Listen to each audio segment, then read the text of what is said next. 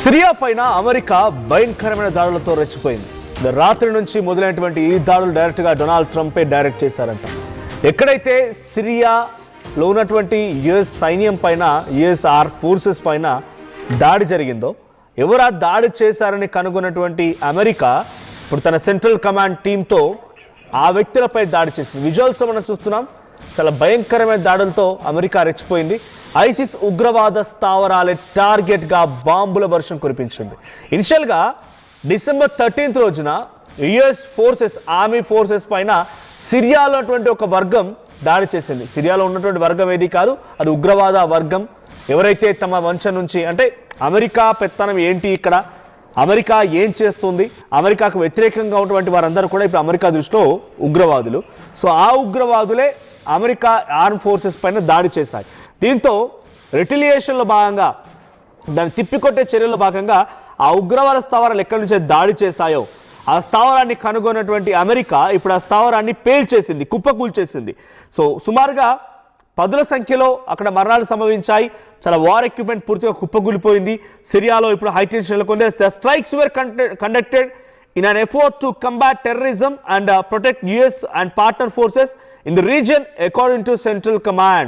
So US Central Command ప్రకారంగా వాళ్ళు ఏం చెప్తున్నారంటే, ఈ దాడిని మేము చేయడానికి గల ప్రధాన కారణం అక్కడ ఉగ్రవాదాన్ని అంతమొందించడంతో పాటుగా US and its partner forces, US మరియు దానికి సంబంధించినటువంటి ఇతర పార్ట్నర్ ఫోర్సెస్ని సంరక్షించడం, ఈ ప్రాంతాన్ని సుభిక్షంగా చూడడం అని చెప్పి సెంట్రల్ కమాండ్ అంటోంది. దీని ప్రకారంగా వాళ్ళు ఏం చెప్తున్నారంటే, అవర్ మెసేజ్ రిమైన్స్ స్ట్రాంగ్.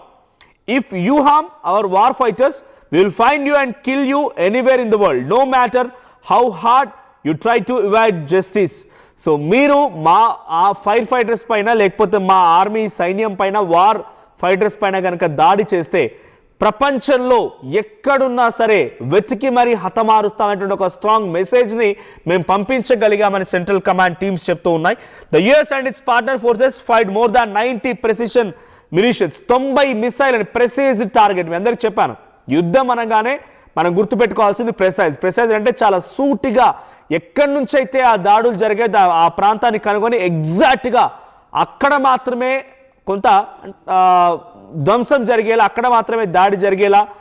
ఇతర ప్రాంతాలు అంటే బేసిక్గా ఒక బాంబు పేలిందని దాని ప్రభావం ఇంత దూరం వరకు ఉంటుందని చెప్తారు చూసారా, అలా ఉండకుండా ప్రెసైజ్ టార్గెట్ ఎక్కడైతే దాడి జరిగిందో అక్కడ వరకే వెళ్ళి కేవలం అంతవరకు మాత్రమే పరిమితం అయ్యేలా దాడి ఉండే విధంగా చేయడమే ప్రెసైజ్ టార్గెట్. సో 90 ప్రిసైజ్డ్ మిసైల్స్ని ప్రయోగించిందంటే సుమారుగా 35 టార్గెట్స్ని ఆపరేషన్ హైకీ ద్వారా చేపట్టగలిగింది. 20 ఎయిర్ క్రాఫ్ట్లను ఉపయోగించింది ఈ ఆపరేషన్ కోసం యుఎస్.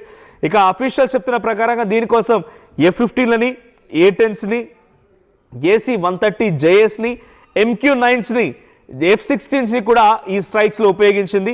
సో లొకేషన్స్ని చాలా పక్కాగా క్లియర్గా టార్గెట్ చేయగలిగామని చెప్తోంది central command. And we will never forget and never relent, defence secretary Pete Hegseth wrote on X on Saturday in reference to the military actions.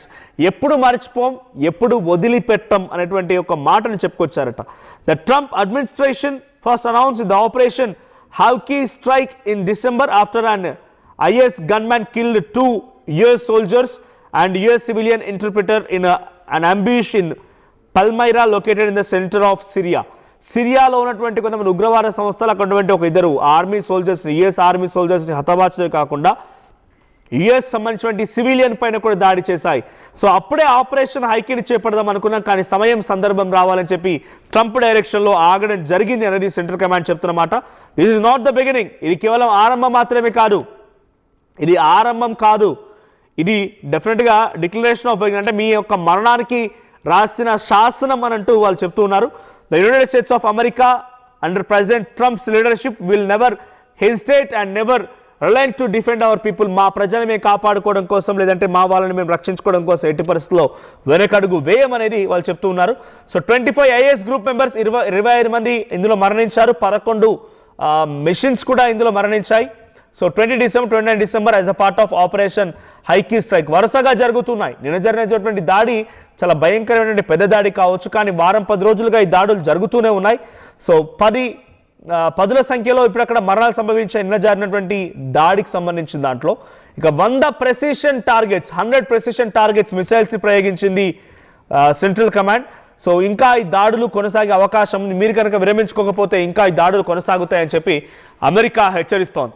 Operation హ్యాకై strike పేరుతో America ఈ దాడులు కొనసాగిస్తోంది.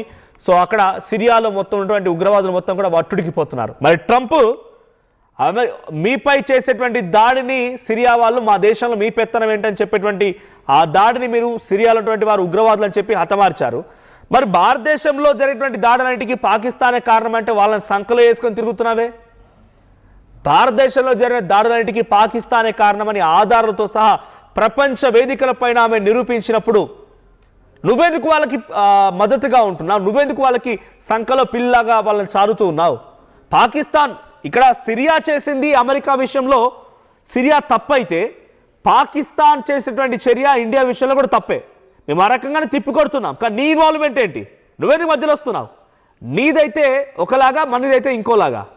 America Trump మహా అయితే ఇంకొక 4-5 ఏళ్ళు ఉంటాడు కావచ్చు. ఇటువంటి దుర్మార్గాలు, దమనకాండలు, మారణహోమాలు ఎన్ని చూడాల్సి వస్తుందో. ఈ అహంకారిది, ఈ యొక్క ద్వంద్వ స్వభావిది, ఈ మాటలు ఇంకెన్ని రోజులు భరించాల్సి వస్తుందో. సో ట్రంప్ విషయంలో ఆయన తీసుకున్న నిర్ణయాలు కరెక్ట్ అయినప్పుడు భారత్ విషయంలో కూడా భారతదేశం తీసుకున్న నిర్ణయాలు కరెక్టే. తప్పు బట్టే హక్కు నీకెక్కడిది అని భారతీయులు క్వశ్చన్ చేస్తే ఏం సమాధానం వస్తుంది మరి? సో ట్రంప్ నిన్న చేసినటువంటి దాడికి సంబంధించి ఒకసారి విజువల్ చూద్దాం.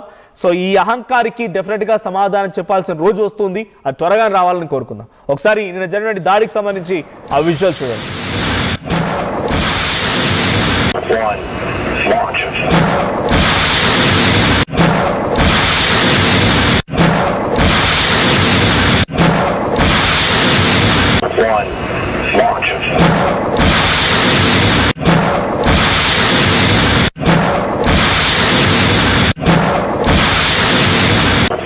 చరిత్ర సృష్టించినోడు ఇప్పుడు ఆ చరిత్రని తిరగరాయబోతున్నాడు. అబద్ధాల గోడల్ని బద్దలు కొట్టి నిజాలను రాగా మీ ముందుంచబోతున్నాడు. నిజమైన వార్తల కోసం వెంటనే డౌన్లోడ్ చేసుకోండి రా యాప్ని.